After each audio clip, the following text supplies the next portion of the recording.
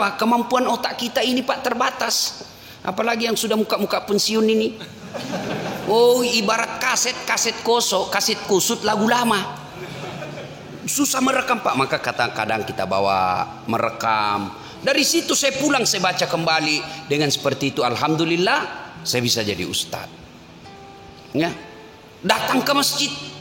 Dan alhamdulillah tidak ada tuh orang di penjara karena rajin ke masjid. Saya heran, saya sering masuk ceramah Pak di penjara. Itu Bapak masuk penjara berlapis-lapis pintu. Sampai 3 lapis, 4 lapis pintu. Ada polisi, ada macam-macam.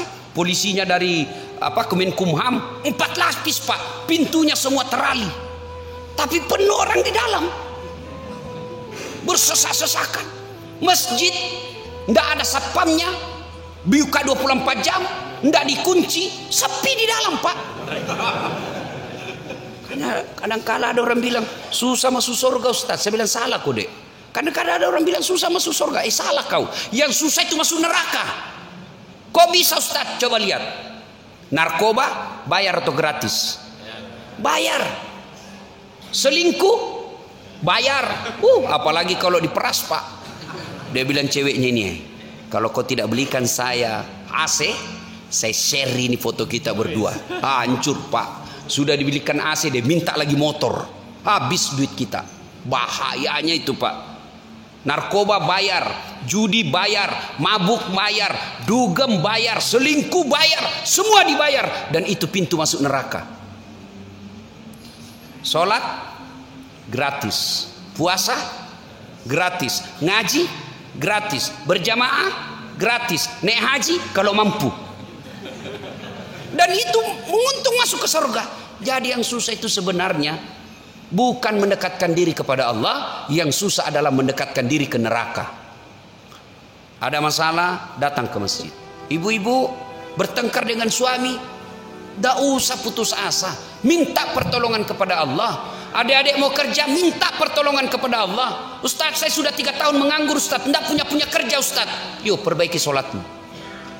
Ngadu dalam pertolongan Allah, minta pertolongan Allah. Selesai ke sholat, minta kepada Allah. Tidak ada yang mustahil kalau Allah yang kabulkan.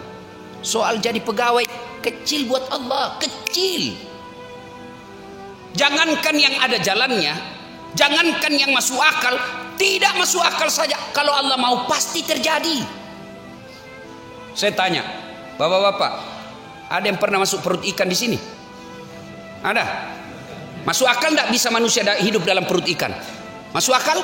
Tidak masuk akal. Tapi kalau Allah yang mau, Yunus alaihissalam 40 hari dalam perut ikan keluar dengan selamat. Ayo, pernah ada di sini pernah dibakar hidup-hidup?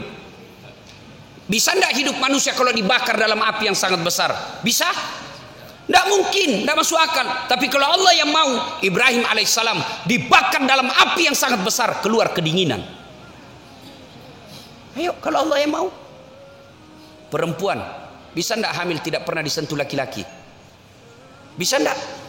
Tidak mungkin. Tapi kalau Allah, Siti Maryam, wanita suci, tidak pernah disentuh laki-laki, hamil melahirkan Isa alaihissalam. Kalau Allah mau. Cuma sekarang banyak yang mau saingan Siti Maryam. Hamil tidak ada suaminya. Beleng-beleng. Tahu beleng-beleng Pak? Dongo. Tahu dongo? Beleng-beleng. Tahu beleng-beleng? Ya dongo. Dongo itu tidak masuk akal. Rocky Gerung bilang dungu. Ya, tidak masuk akal. Tapi kalau Allah yang mau pasti terjadi. Lihat sungai, lihat aliran sungai di got. Kalau air mengalir ke kanan, benda yang ada di atas air itu pasti juga mengalir ke kanan. Tapi kalau Allah yang mau, sungai Nil airnya mengalir ke kanan, petinya Nabi Musa justru mengalir ke kiri. Anehnya, ajaibnya lagi, petinya Nabi Musa masuk ke pengarang rumahnya Fir'aun, yang mana Fir'aun punya perda waktu itu, kalau ada bayi laki-laki kau dapat, bunuh. Petinya Nabi Musa masuk ke dalam ruangannya, pekarangannya Fir'aun. Dan hebatnya lagi, didapat ini bayi oleh Fir'aun, istrinya yang dapat. Datang Fir'aun mau membunuhnya, malah dikencingi sama Musa kecil. Mau dibunuh, kata istrinya, jangan. Ini kiriman dewa. Sudah lama saya mau putra laki-laki. Ini Allah melindungi Nabi Musa, di bawah hidungnya Fir'aun yang mau membunuhnya. Coba baca kisahnya itu. Kan itu istrinya Fir'aun kan beriman kepada Allah. Dalam rumah tangga, yuk, halo ibu, bu, dalam Quran itu ada 4 tipe rumah tangga. 1, istri beriman, suaminya kafir, Fir'aun. Ada lagi istrinya kafir, suaminya beriman, Lut alaihissalam. Ada lagi istri beriman, istri kafir, suami kafir. Siapa? Abu Lahab. Dan yang keempat, istri beriman, suami beriman. Siapa dia? Ibrahim alaihissalam. Kira-kira ibu mau rumah tangga yang bagaimana? Ibrahim. Tapi ibu harus tahu, Ibrahim itu 2 istrinya.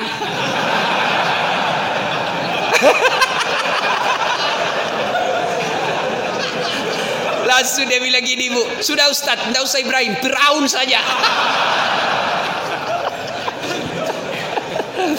Bapak saudara-saudara sekalian, nah hikmah pertama, tidak ada manusia yang tidak ada masalah. Ketika Bapak ada masalah, dekatkan diri kepada Allah. Cara mendekatkan diri kepada Allah, datang ke masjid, sholat. Sholat, Pak. Saya bisa cerita begini, saya alami. Saya bukan mau takabur. Ini supaya kita yakin saja. Zaman saya SMA dulu, luar biasa penderitaan saya. Sampai kuliah, saya pernah jadi cleaning service. Membersihkan 4 travel. Ada travel di Makassar waktu itu paling terkenal. Saya mendaftar sebagai cleaning service. Membersihkan toilet 4 1 hari.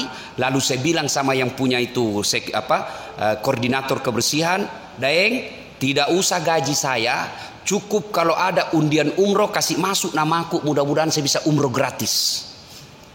Sampai tutup itu kantor, Pak, tidak dapat.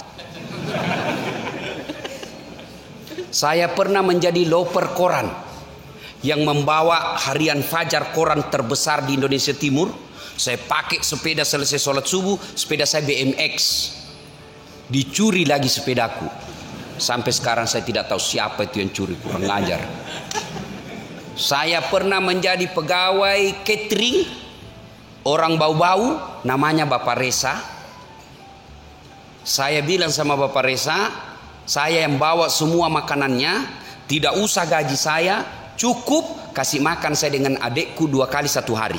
Saya bawa semua cateringnya, rantangnya itu ke Jalan Ahmad Yani.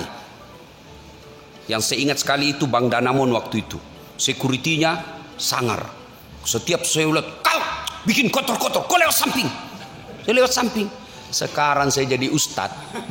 Saya pergi ceramah, dia masih jadi security. Coba, saya sering rasakan itu, Pak. Dari kampung saya namanya Desa Bungi ke Makassar, itu 216 km. Naik mobil waktu itu kalau bayar full 5.000. Tapi karena saya bayar setengah, kadangkala 1.500, berdiri. Yang paling setengah mati kalau malam, 6 jam kita berdiri, ngantuk, Pak. Kadangkala kita jatuh. Untung kalau ada orang kasihan sama kita, kau duduk di sini deh. Saya sering rasakan itu ke rumahnya teman atau keluarga, dia sinis mukanya lihat kita, datang saja itu cari pembeli ongkos mobil. Rasakan itu. Dan saya pernah rasakan, saya keluar dari kuliah itu, kalau saya mengajar saya ingat terus itu ruangan itu 207 PIS 3 lantai 2 Unhas Sospol. Saya keluar dari ruangan itu, dia tunjuk saya temanku, Dasat, enggak malu kok itu bajumu rombengan. Tahu rombengan, Pak? Baju dalam karung, yang baju-baju bekas dulu itu yang terkenal, dibeli kalau di Matahari 100.000 satu, ini 100.000 7 masih bisa ditawar. Itu yang tidak malu-malu, kau cakar semua bajumu. Saya tidak marah, saya hanya berdoa kepada Allah, ya Allah, berikan saya umur yang panjang supaya saya bisa berbuat baik sama orang ini. Saya pernah menjadi tukang cuci keluarga-keluarga saya. Saya datang sama keluarga saya, tidak usah kau gaji tukang cuci, saya yang cucikan kau, terserah kau mau bayar saya berapa. Tapi saya selalu yakin, Tidak ada manusia yang tidak ada masalahnya. Selama baik ini ibadahku, insya Allah ini hanya sesaat ini penderitaanku. Perbaiki sholat saya, perbaiki berjamaah saya, perbaiki sholat sunnah saya. Dengan izin Allah, alhamdulillah. Itu kawan saya yang pernah hina saya bilang baju cakar, sudah 8 tahun ke-8 Ramadan kemarin saya kasih zakat. Dulu saya jadi cleaning service supaya bisa umroh. Sekarang saya bisa punya umroh, punya travel sendiri. Saya bisa umroh kapan saja saya mau. Kalau saya dulu jalan kaki, alhamdulillah. Sekarang saya punya kereta mobil, beberapa unit yang saya pakai sekarang di Makassar operasional saya. Belum ada 10 mobil seperti itu di Makassar. Dengan izin Allah. Ini gelar saya yang terlalu banyak. Kan tidak masuk akal itu, bos. Kadang ada orang bilang, nipu-nipu saja itu Ustaz. Saya kasih lihat kok sertifikatku, ijazahku kalau kau tidak percaya. Gimana ceritanya? Bersamaan waktunya, saya S2 bersamaan waktunya, S3 bersamaan waktunya. Satu luar negeri, satu dalam negeri. Dan itu bisa selesai. Gimana caranya? Begitu pening otak saya ngadu kepada Allah. Sholat. Tidak ada yang tidak masuk akal kalau Allah mau. Perbaiki saja sholat ini anak muda ini, masih di muda kau. Kau perbaiki sholatmu, Allah yang ngangkat kau derajatmu. Kecil buat Allah kasih jadi kau kepala dinas, kecil buat Allah kasih jadi kau wali kota. Yang penting dekati Allah. Saya bukan mau takabur. Bicara soal politik, saya pernah tercatat dalam lembaga negara calon wali kota Makassar 2013. 10 pasang calon, kalah tidak, cuma yang menang lebih banyak suaranya. 2 saya Pak, 10 pasang calon, 2 bulan 19 hari sosialisasi. Orang bilang andai masih ditambah 1 bulan menang berdiri itu Ustaz. Dengan izin Allah. Bapak-bapak ini yang pegawai negeri, tidak usah kau cari muka sama wali kotamu. Capek kau cari muka. Ganti lagi wali kota, cari muka lagi. Ganti lagi, cari muka lagi. Kau sudah punya muka, ngapain kau cari-cari? Ngadu aja kepada Allah. Nih bapak polisi, tidak usah cari muka sama komandan. Bapak cari muka sama manusia, disuruh kerja 10 disuruh kerja 9 yang benar, 1 yang salah, yang 1 dia persoalkan. Dongo ini, kenapa enggak? Dia lupa yang 9 baik. Tapi kalau bapak ngadu kepada Allah, kecil bolak-balikan hati manusia itu. Maka begitu ada masalah ibu rumah tanggamu berantakan, ngadu kepada Allah. Kau bangun salat tengah malam, ya Allah, tidak mungkin aku bisa mengawasi suamiku. Engkau yang mengawasi suami saya. Engkau yang membolak-balikkan hati suami saya. Pelihara suamiku, lindungi dirinya dari wanita-wanita jahat. Laksanakan sholat tahajud. Ini curhatnya di mana? Berdoanya di Facebook. Sibuknya itu Tuhan mau baca statusmu. Sedikit-dikit update status, ya Allah lindungi suamiku. 1 jam kemudian, ya Allah murahkan rezeki suamiku. Tapi bukan di atas sajadah, di mana? Di Facebook. Sibuk betul Tuhanmu mau baca statusmu. Yang ketawa, saya serius ini. Ayo ngadu kepada Allah. Coba angkat tangan yang ada masalahnya. Nah itu bapak, apa masalahnya Pak di belakang? Mau kawin lagi? Ini masalahnya laki-laki ini umumnya mau kawin lagi takut sama istri. Semua kita punya masalah Pak. Berarti bukan masalah itu. Bapak kira Ustadz tidak ada masalahnya? Dalam dakwah saja kita kadang-kala dihina. Capek, belum apa-apa, disuruh lagi lambut ceramah, tidak dihargai perasaannya kita. Kadang-kala kita seolah-olah dikasih seperti gembel pengamen, nanya, bagaimana kalau begini, berapa honornya Pak? Bolehkah datang Bapak sehari 5 kali ceramah dengan honor yang sama? Kok kira itu enak perasaan kita, kok kasih tahu begitu? Semua orang punya masalah. Tapi ketika kita lagi gundah ada masalah itu, lebih kembalikan kepada Allah. Siapa Dasat? Siapa saya ini? Nabi saja punya masalah. Manusia paling mulia, tidak ada dosanya. Doanya pasti dikabulkan Allah. Apa tidak punya masalah? Beliau masih dalam perut, sudah yatim, lah wafat bapaknya.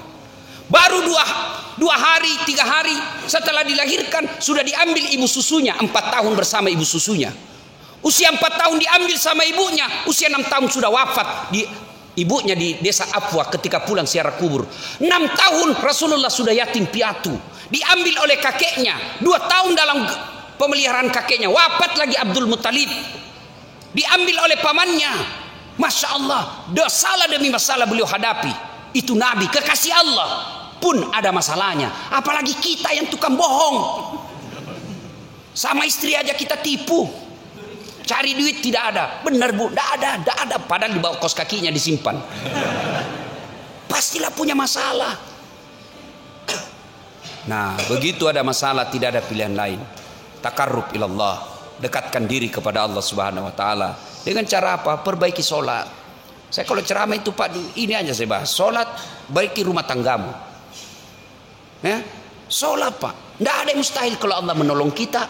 Perbaiki aja sholat. Saya sudah sholat Ustaz. Betul Bapak sholat tapi main-main. Banyak kan kita sholat cari duit. Allahu Akbar. Tadi 200.000 uang. Beli bensin 100.000. Pulsa 50.000. Mana yang 50 ya? Allahu Akbar. Sambil dia periksa itu kantongnya. Sami Allahu liman hamidah. Belum dia dapat. Allahu Akbar. Di mana aku simpan? Begitu salam. Assalamualaikum. Di bawah sadel. Wah. Dari takbir sampai salam duit dia cari. Allahu Akbar. Rakaat kedua tiba-tiba dia ingat. Kunci motor melengket di motor. Pasti kau tidak husuk lagi bos. Hilang sudah mobil betul. Allah.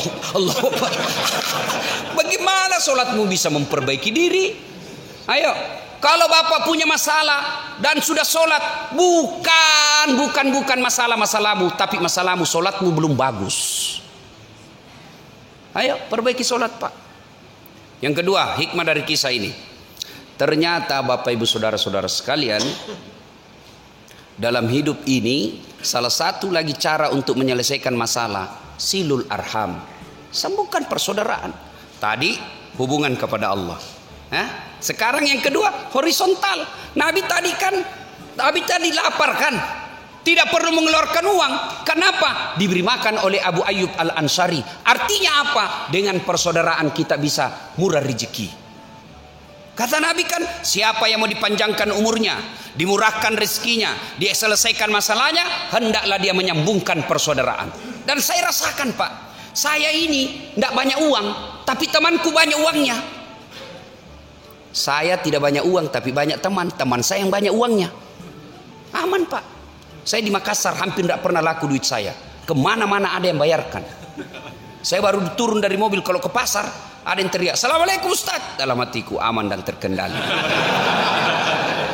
Ada yang isi ikan, isi telur. Begitu saya mau bayar, ndak usah Ustaz. Ndak enak pak. Berapa? Ndak enak. Berapa Ustaz? Ndak enak Ustaz. Ndak usah Ustaz. Ndak enak pak. Padahal itu memang yang kutunggu. Itu istri saya senang betul itu kalau saya ke pasar. Dia suruh ke pasar, ndak laku duit saya.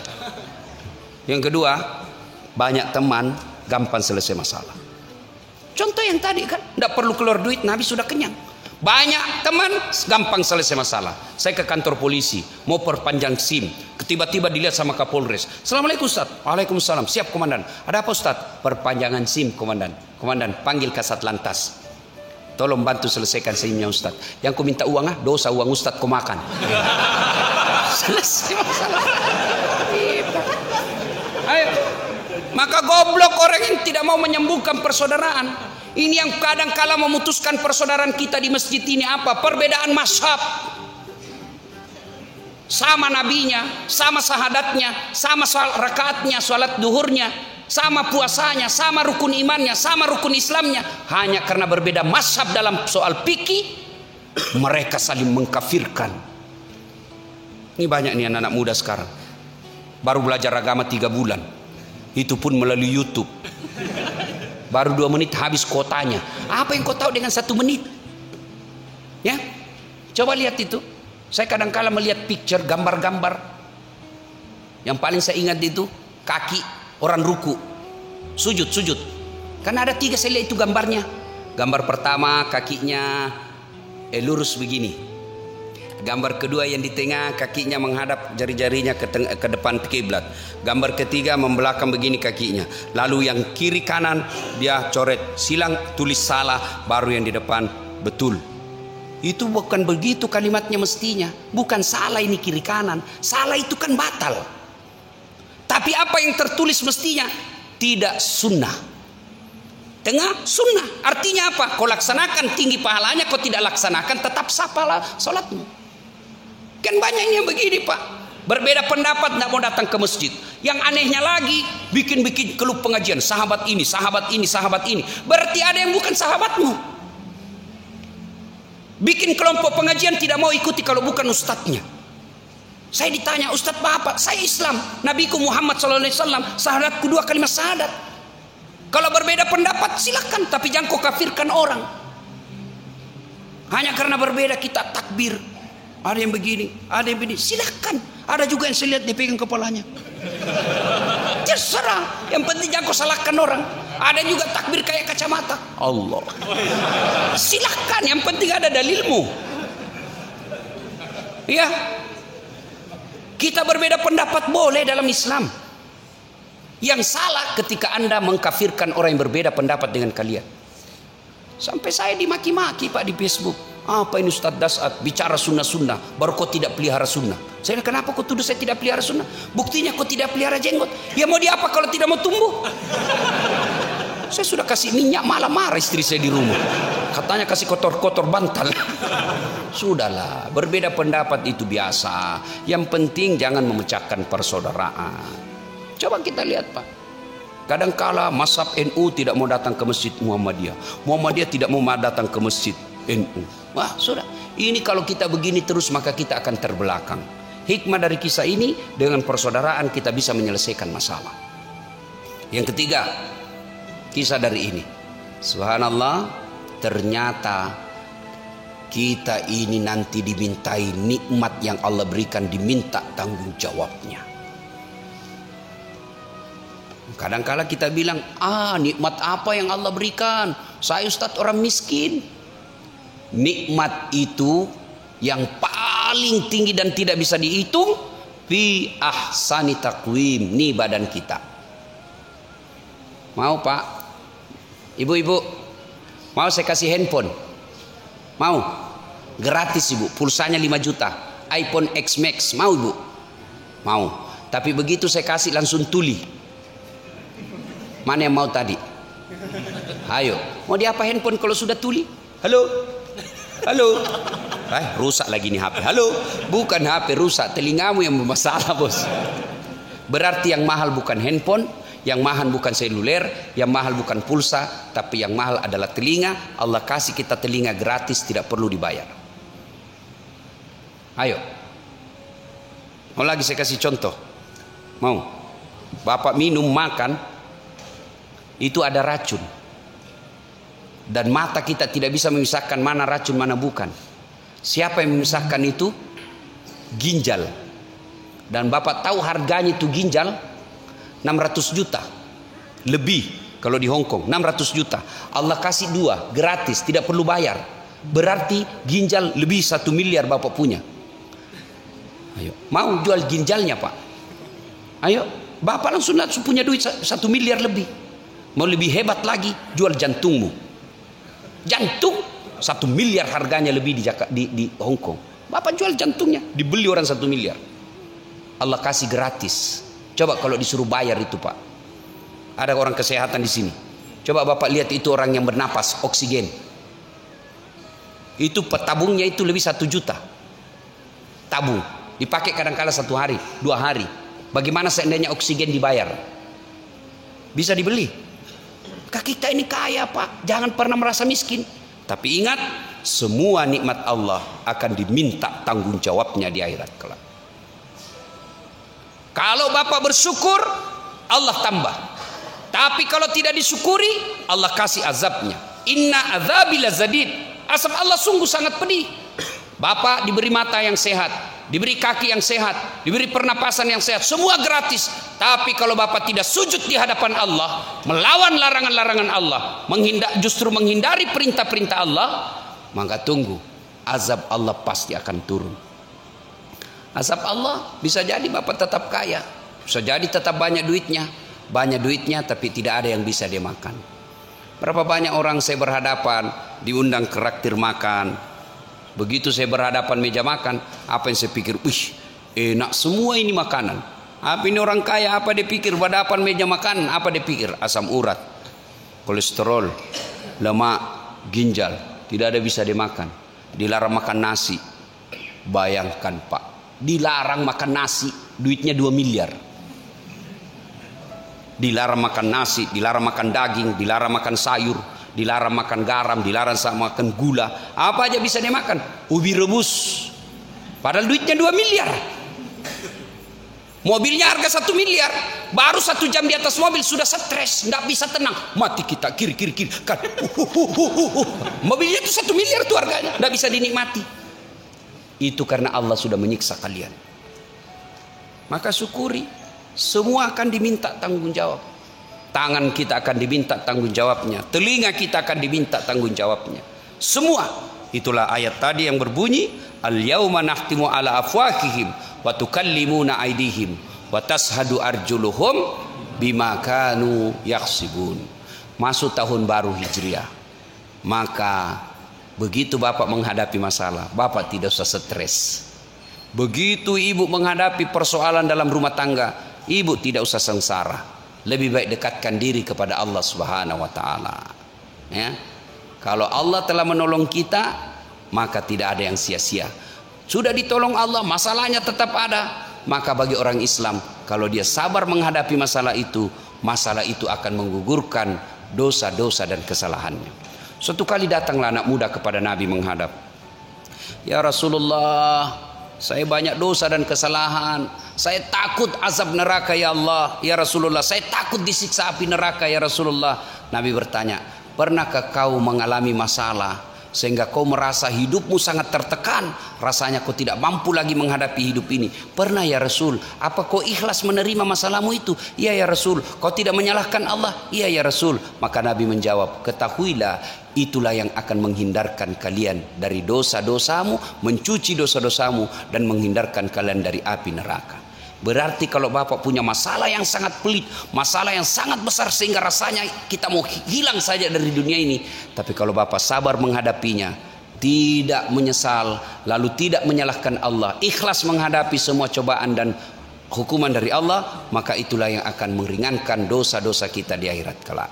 Ibu bapak saudara-saudara sekalian, inilah tausiah kita pada taklim kita kali ini. Mudah-mudahan ada manfaat. Lebih dan kurangnya mohon dimaafkan. Jika ada kata dan kalimat yang salah, mohon dimaafkan. Jika masih mau mendengarkan ceramah saya, silahkan simak tablik akbar Damai Indonesia TV One setiap hari Sabtu atau Ahad pukul 14.30. Cuma itu agak lama Pak nunggu, biasa sekali seminggu, biasa sekali 2 minggu. Lama baru muncul lagi. Tapi kalau Bapak mau setiap saat nonton ceramah saya, ambil handphone, buka aplikasi YouTube, tulis nama saya Dasat Latif. Keluarlah ceramah saya yang ratusan. Sudah itu jangan lupa kasih tanda begini. Like ya. Nah, jangan dikasih gini Pak. Kalau Bapak kasih gini dicari malaikat pencabut nyawa. Masa ceramah kok kasih begini bos? Nggak enak ya. Cuma cepat habis kuota karena 1 jam itu ceramah saya. Maka saya sediakan ceramah saya yang ringkas. Namanya Cersi. Ceramah singkat. 1 menit. Gimana caranya Ustaz? Follow saya di Instagram. Follow saya di Instagram. Dasat Latif 12. Dasat Latif 12. Sudah ku follow Ustaz, sudah ku tidak mau terputar ceramahnya Ustaz. Hakul yakin berarti tidak ada kuotamu. Kau beli dulu kuota bos ya. Ibu bapak, mudah-mudahan ada manfaat. Lebih dan kurangnya mohon dimaafkan. Sebelum kita akhiri, mari kita berdoa kepada Allah Subhanahu wa taala. Mohon izin untuk mengirimkan suratul Fatihah kepada Rasulullah Muhammad SAW. Khasiat dan keutamaan surat Fatihah itu keikhlasan Bapak Ibu sekalian untuk dihadiahkan kepada saya. Mudah-mudahan sehat walafiat, istiqamah dalam dakwah. Ila hadratin Nabi Mustafa Muhammad sallallahu alaihi wasallam, summa hususil Dasat Latif. Al-Fatihah. Bismillahirrahmanirrahim. Alhamdulillahirabbil alamin arrahmanir rahim. Iyyaka na'budu wa iyyaka nasta'in. Shiratal ladzina an'amta 'alaihim ghairil maghdubi 'alaihim. Amin. A'udzu billahi minasyaitonir rajim. Bismillahirrahmanirrahim. Allahumma shalli ala sayidina Muhammad wa ala ali sayidina Muhammad. Alhamdulillahirabbil alamin.